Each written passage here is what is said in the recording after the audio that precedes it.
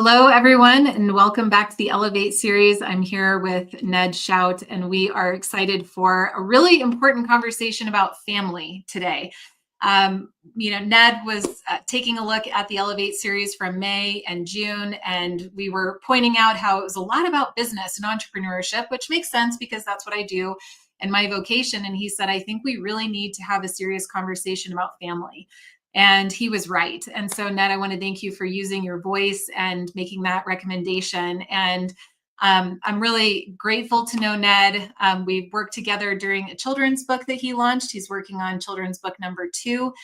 This is sort of an offshoot of a brand that he has, an incredible podcast. And Ned, I'll let you kind of lean into that and tell people a little bit more about your passion and your why. But thank you again for using your voice and coming in to share what you want us to really open our eyes to, especially during this time with so much going on. So welcome. Thank you for being here. Love it. Well, thank you for having me. And this couldn't have happened on a more perfect day, which we'll get into in just a moment. Yes. But yeah, I mean, first off, Amber, thank you for what you do. I listened to the whole Elevate series. I've sent several of them to my executive team. Some of the emails that you've sent out around AI and I sent to my operations guy, and we're both kind of drooling over it going, we know Amber spent 100+ hours kind of diving in how to do this. And we're just getting to eat it up. And so as I listen to the Elevate series, you start to have this burning, oh my gosh, I don't want to miss out. I want to run 1,000 miles an hour down this road, not necessarily to not miss out and not necessarily to be fully ahead of the game, but as entrepreneurs, we want to provide value to the world, right? Now, so I see this highway and I'm I just want to go down at 1,000,000 miles an hour. But then there's this other heavy, burning in my soul as I'm listening to all of it of but also one kid just left for college, and also another kid's about to be a senior. And then I have 2 more who are going to be juniors. And then I have a 12-year-old that's about to be a 13-year-old. Old Ned over here has got 5 kids. Wow, and major milestones. So as I heard these incredible guests that you had with just knowledge that kind of blows your socks off and you don't want to miss out, I reached out to you and I'm like, hey, Amber, yes, I love this 100%. And also let's just remind everybody, it doesn't have to be me because I'm definitely not perfect at it, but that when we all are paused and say, hey, why do you do what you do? We all go, oh, for family. But the pause I wanted us to take is as we're running down that highway, hoping that we're ahead of the game or whatever, what your motivation is, that we're not missing the highway right next to it that doesn't have the same amount of time, literally doesn't have. My kids are moving out of my house one day at a time. You made me cry. Yeah. And I don't want us to miss it. So it didn't have to be me. It just had to be somebody to remind us that yes, let's do this work. Let's be excited about the future. But when we're asked the question, why? Well, it's for Clay, it's for Brooklyn and Brody and Presley and Violet and Stella and whoever's listening, it's for their kids. And that we don't want to miss that is why we're doing this. Yeah. Right? Because it's one thing to say family. Oh, but no kidding. A lot of people say family, don't they? Yes. But are they giving their family still the best? And the reason why I said this couldn't have happened on a more perfect day is that was my next question. So okay. Little story for you. As an entrepreneur, and I'll give a little bit of where I'm at. A year ago, I had 8 employees. About 7 days ago, I hired my 22nd employee. We've been growing pretty quick. So it's exciting. And my employees give me less pushback than my kids do because I pay them, right? So there's a lot more pats on the back of how awesome Ned is at work sometimes than there is at home, because I'm the hammer. And I say all that to go, it's easy to lean into work. It's easy to lean into that and miss. But the reason why today is so perfect is, about a couple months ago, I was oh my gosh, my second child's going to be a senior in high school. I really want to connect with her. I really want to have some one-on-one time with her. So I went to her and I said, hey, what if you and I take a few day trip, just you and I? So her and I literally got back last night at, I don't know, 8 or 9 o'clock. We live in Hawaii, but we spent 4 days in Olympic National Park, just the two of us, no cell service. I love that. Yeah, and Yes. so I mean, it was like we camped for 3 nights, and it was just like I hung on every word she said.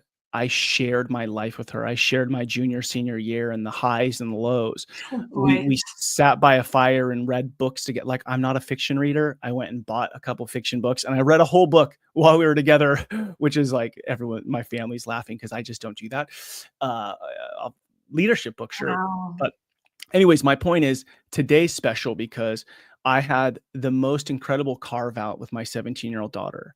Like I can still hear her laugh. I can hear her, her voice, her smile, talking on, like one hike was 1.5 miles out to this beach, and just listening to everything she said and being present, as a man in her life to be that guy. And we could talk more about the trip and the beauty of the time together. But the reason why today's special too is like, I just ended that. And really what I'll tell you this, if we were to sum it all up, the reason it was to start a conversation that hopefully never ends. Now we already talk a lot, but as your 17-year-old daughter, like as her father, I want her to trust that she can share anything with me. And I know that things are changing. And so we started a beautiful conversation. And then what's so cool is you are carving out 8 to 10 days starting tomorrow to go I be with know. Clay and go spend time with your son. And again, it's like we're at different milestones, right? Like I'm looking at my second to last summer. It's not true, but it's true. Yeah. And your son is younger, but you're doing that now. And that's like, we could talk about the most amazing AI, how to get rich, wealth, this, that, and the other. But those two things at the end of our life, when we're 85 years old, looking in the mirror, those are the things that are really going to matter. And so I want people to just be reminded of that. I even had my email auto response on as, how you're told, it was something like, how you're told you have 18 summers. Well, I have my last summer with my daughter. And so I'm going to be gone for a few days to go be in that with her. And, all right, maybe it was 2 summers. The point is, are we connecting the business and the family? Are we making sure that the one is supporting the other, not the one just being the main show? All Yeah. right, I'll Well, I stop. really Thank you. appreciate that because, as a single mom, I have to Mm, compartmentalize in order mhm, to make sure that I'm showing up fully in the different roles and areas of my life. But one thing that people know about me is that there is nothing more important than Clay. mhm, And he's my non-negotiable. He's my number mhm, one. And I mhm, was just talking with a past client of mine, and I said, "Yep, I'm taking 10 days off and I'm not doing anything." Like I know so many people would like squeeze in emails and just one mhm. conference call, and just hold on, giving them the finger. I refuse. And if people don't respect that, then I guess we're just not a fit to work together. Yeah, But yeah. people know that I work really, really hard when I'm not with Clay, and when I'm with Clay, I'm with Clay. Because he is my only child, so I don't have as many as you do, and I want to make sure that I'm giving him all of me, not in like a hovering, Mhm, unhealthy way, but just in a way that he knows he is safe in the world. He knows he is loved. He knows where my priority is. I don't have to tell him. I show him all the time. mhm, And, as I'm kind of bridging my work world with my family life, Ned, something that comes up for me that's been really real in all of this is, what future is Clay going to be up against? mhm, And, the way that AI is going to be changing schools and curriculums and the way kids are learning. And I just, luckily Clay's in a very, very good school mhm, that is going to continue to challenge his critical thinking and so on and so forth. But I guess, when you and I had that conversation at the beginning of June that we need to come back and keep going and integrate family into this, I've really been spending the summer reflecting on, I may not know what the future holds for Clay or exactly how to help him prepare for it. But what I'm going to triple down on is helping to develop his inner character and his mhm, inner world. Because if he can have self trust, if he knows his voice and can discern that from outside influence, which is going to be such an important skill moving forward for him, especially, I can focus my effort on creating challenges or experiences or conversations. I can buy him books. I can show him movies. I can really help develop that inner world so that regardless of what happens out there over time, whether I can positively influence him or not in some direction, at least he can fall back on that. So I'm curious, your response to that, what you would add to it, maybe anything practical of what you do to prepare your kids or to make sure that they feel loved and safe in the world. Is anything that you want to share around? Yes. Okay, perfect. So as you're sharing this, I'm kind of seeing two levels. I'm seeing this kind of like above level, where it is like I'm learning, and I don't call it my business. I call it our family business. So like we're an employee benefits, whatever, insurance, but I call it a family business, and I share so much. I mean, I showed our kids mortgage statements when they're probably 8 years old, right? So Yeah, there's this like totally. this higher level, like if we hire somebody or if we give raises or if we do these things, I talk about it with the family so that they feel like, one, they're a part of it and they start to understand. So and then it's like, I mean, I listened to a Jordan Peterson series on success recently, and like made my family sit down and watch it, and then Good. talk Yeah. about it. And so on this higher level, it's I'm learning and I'm sharing it with my family, right? Same. It's not just my executive team. It's we're all like, if I learn something, see something, and it's more like exposing them to it, right? Mhm. Because you want them to know that the world changes, and dad's not freaking out when the world's changing. It's just changing, and we're here. We're not lost on the side. We're paying attention. We're networking. We're connected, and it's not also this scarce mindset that we have to know and then not tell anybody. Like you're Oh, such a beautiful example of that, is like, let me find out and then let me tell I'm gonna everybody blast who it to everybody. who, Yeah. who Let's go. may know, right? Because the truth is the world's abundant if you see it that way. So 100%. first off, that's my answer, is just exposing your kids, and never say when they're older or they're too young. Never. I mean, I think like, I'm on this walk with my daughter, hiking the last 3 days, and we're able to have like super amazing faith conversations, business conversations, school conversations, real estate conversations. I mean, so awesome. And then just on a side note, like I write to my kids in a journal. So like at the end of every day, I would write all the things I learned about Violet, like to her. So like she could have it someday. Um, That's seriously cool. I what, have I have journals for Clay, but mm, not in that way of like what I've just learned about you. God, love mm. that idea. And you know what? There could be 6 to 12 months that go through entries, just like because we've got, but life is busy. Okay. But then this undercurrent, okay. I think regardless of if AI is, whatever it is in 5 years, or the apocalypse happened, right? Regardless of what the future holds, um, I think that there are some key things that family, like if you were to come back in 7 generations, 10 generations, whatever, that we would hope to see. And that is this idea of like love, and that you belong, and there's stability inside the home. And it's not necessarily like, are the bills paid? It's like, the world is going to be messy, but when you come into this home, this space of humans, are you known? Are you seen? Are you heard?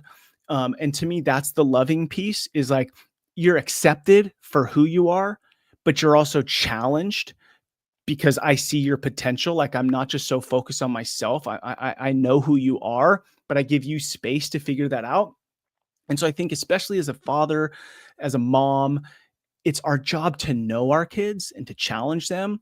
And so I think that there's this undercurrent of, it's not about AI. It's not about, guns and food storage. Like these things we can like really get caught up in.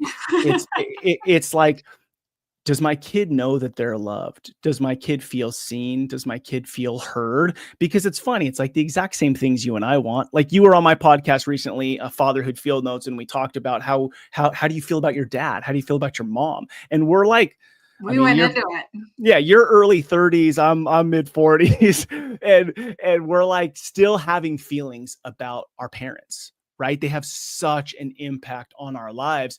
Yeah. And I think that's this undercurrent that we just have to be aware of, is like hugging your kid and not being the first to let go, sitting down and having a meal and not having the TV on and not rushing through it, not being irritated you have to drive your kid to school because you have their undivided attention for 10 minutes, right? Like there's some things that might seem like a waste of time or not efficient, and they're actually the most important things. It's like, it's really cool for you to share your 8-day trip with your son and for me to share my trip with my daughter. But ultimately, it's like, how did we show up when we woke them up this morning, or when we drove them to school, or on a Tuesday night when they were sad about something? Did we just sit with them and be with them and talk with them? Right. So that's the undercurrent that I want us just to give ourselves a little bit of a break and grace and go like, this really matters too. And, something I feel compelled to add here is that I can almost hear somebody who has an older child and maybe they're not that close and they feel like they're running out of time and Mm, they don't know where to start. And I mhm, would say, just start by asking a question, mhm, and being really focused. And it may not, you may notice that there's some disconnect there at mhm, first, and it's hard to penetrate. But show up and ask another question, then a different one. Reveal something about yourself that's maybe a little bit more intimate that they didn't know, to let them know that it's okay mhm, to share your feelings and share your true self with one another. And if you just stay consistent with it, it's going to model to them how to engage somebody and how to open up. And it's going to create this unbreakable bond. So, one of the things, I guess, maybe this is coming from Ned since our conversation, really thinking through how my dad really wasn't around very much. I knew mhm, I was loved. I knew I was safe. It's just that it was the divorce terms. We saw each mhm, other every other weekend. And this was before cell phones, everyone. So there wasn't the FaceTiming. It was like I just wouldn't see or talk to my dad for 2 weeks until I showed up on that weekend. And it did, it took until maybe my early 20s for that moment of asking each other a question and then letting that relationship reveal itself. And now we are incredibly close, mhm. incredibly close. So I just wanted to share that it is absolutely possible to develop this bond no matter how much time has passed. And Ned, not, yeah. yeah, please go ahead. What's I was coming just going up? to say, like everybody that's listening to this is a leader, right? We are all leaders. And if we were to break down, what does it mean to be a leader? So like one of my affirmations is I am the CEO of this house and I'm the CEO of my company. Is start with my home first. And what that means to me is I have to take responsibility. I have to steward this well, and I have to serve everyone around me.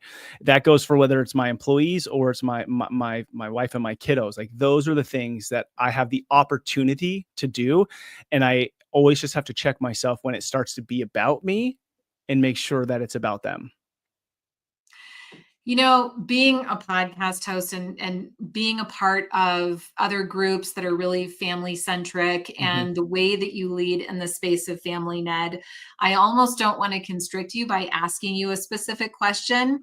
So I'm going to open it up by saying, talk to me about the things that are really on your heart right now, about like what you wish other families would start doing, what you wish other parents knew, or ideas that you have for how they can start interacting or creating more of a family bond or preparing their kids for the future. I mean, I really just honestly want to open it up to you as the expert in this space. Oh my goodness. As you say, expert, I just like have this overwhelming sense of like, oh, like humility of, oh my gosh, I hope I don't mess this up. I would say, Don't we I all have that in common though? I mean, everybody that's watching, yeah, come on, we know that feeling. So I would say that the thing, so my bent is fatherhood, right? So like as a man, I'm like, I got to take responsibility for myself. But if you're a mom listening, you could do the very same thing. And honestly, I mean, my daughter and I talked a lot about just the pressure that women are right now. Like the statement, I'm just a mom, like I just want to slit its throat. I cannot stand that. It's motherhood is incredible. We would not be where we are today without moms. But if I was speaking to parents and again fathers, I would say if you're standing on your front porch, stop looking out in the world for the thing that you desire, which is to be respected, valued, needed, loved, and know that you're leaving a mark on this earth. Don't look for it out in the world. Like, go provide great value in the world, please. Yes, that's wonderful. But turn around and put your energy and your focus and your priority on those gifts that have been given to you, whether it's your marriage, your kids. Like, that ultimately is the responsibility we have. And I think if each one of us do that, I think you come back in 1,000 years and you look at the family unit, and we would be proud of it. We would be proud of what we see. But that comes down to each family making it a priority. And if you want practical, I think practical is know where your kid's at, not like physically, but emotionally, mentally, where are they at? And then also, like, in life, are they a toddler? Are they middle school, high school? Like, you know, all the crap. Like I was telling Violet, I'm really not that far ahead of you. I'm 42 and you're 17. Like, I'm not that far ahead of you. Like, I've got some life, but not a lot. So no, like, you remember what it was like to be in high school. You remember what it was like to be 20. So just go back and share your wins and your losses, and then have a ton of grace for them when they go experience it themselves. My biggest piece of advice, or the thing that I'm wrestling with and is the most, is like, respond, don't react. Because don't be surprised by what they tell you. Don't be surprised. And if you are surprised, just hold that shit inside and don't let it be on your face, because you want them to be like, I can tell this dude or mom anything. And they will be there for me, even if it's just a listening ear. But a couple things right now, and then I know is, like, I know Violet's going to be a freshman in college soon. So I'm starting a year out, starting a conversation with her, and we're going to meet once a week during her senior year. My son's like, I'm not going to college, Dad. Cool. Then I have 2 years with you. We are going to be all in on some things that I'm going to teach you the next 2 years. We got 2 business trips he's going to be on with me in the next 4 months. Mm-hmm. Right. So know where your kid's at mentally, emotionally, and kind of on the timeline of life, and just ask yourself, how and what do I have to give them right now? And if there's something they need that you don't have, go find it for them, Yep. Well, a couple things came up for me, and then I'm going to kick Do it it. to you for any last words of Okay. wisdom. But when you said respond, don't react, why that hit me is I noticed that out of my desire to serve and mentor and support, there was a period of time where I would school Clay, like, hey, did you try this? What about trying Mm-hmm. this? And, I would almost find myself as like my coach hat on, giving Yeah. him all of this wisdom. And he's like 6, at the time, or 8 or whatever. And now I recognized about a year ago, like, what am I doing? I wonder if I could ask him, like, well, what do you think is the right way Mm, forward? And just see what he comes up with. And I can still course correct and offer him my 2 cents too, but I want him to come up with the answer before I give him wisdom, because mm-hmm. that's how he's going to start to develop that internal trust. Yep. And he oftentimes will come up with something incredibly insightful that teaches me something powerful too.